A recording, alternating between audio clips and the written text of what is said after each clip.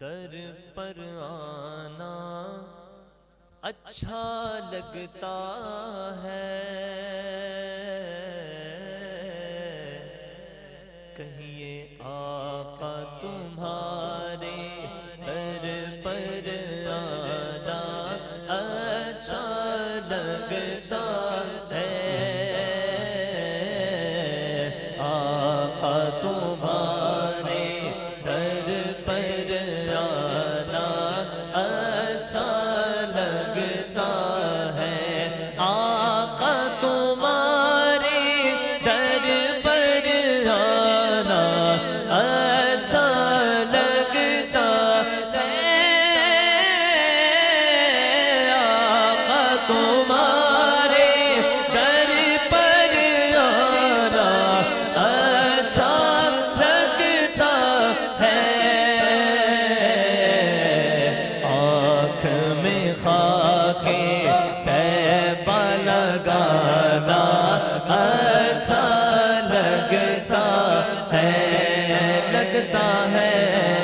آقا تمہارے در پر آنا اچھا لگتا ہے، مینوں شوق مدینے جاوڑدا،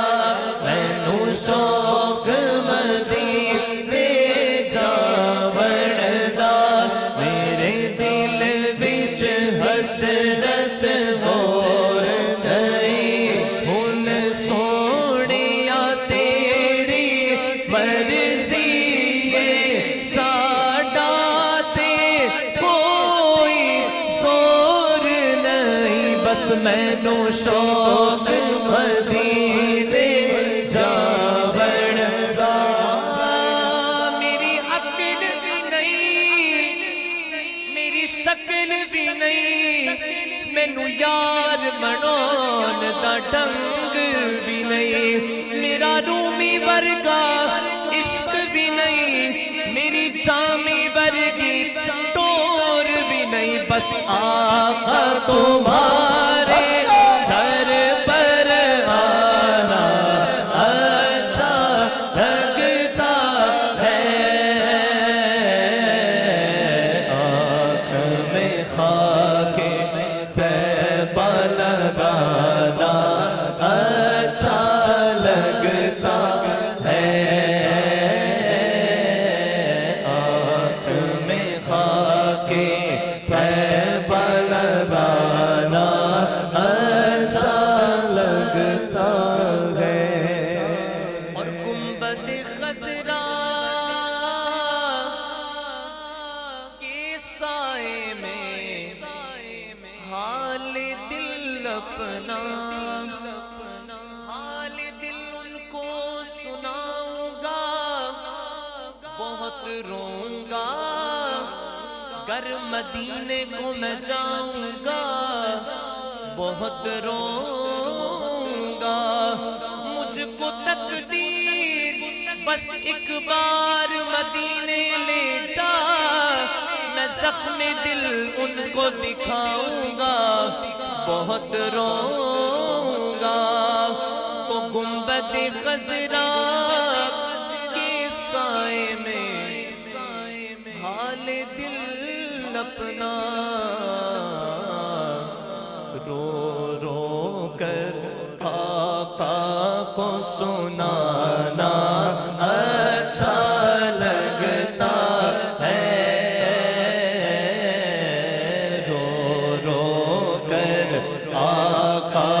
کو سنانا اچھا لگتا ہے، اور آپ جو دیکھ رہے ہیں یہاں پر موجود ہے، جو گیا ہے مدینے، جب ریاض الجنہ میں قبلے کی طرف منہ کر کے بیٹھے تو دل کی طرف حضور کی سنہری جالیاں ہوتی ہیں اور سیدھی طرف حضور کا منبر ہوتا ہے، اور وہاں پر بیٹھ کے جب عاشق کی آنکھوں سے آنسو جاری ہو جاتے ہیں تو کیا کیفیت، اس ساری کیفیت کو شاعر ایک شعر میں بیان کرتے فرماتے ہیں، بیٹھ کے جنت کی کیاری میں روتی آنکھوں کو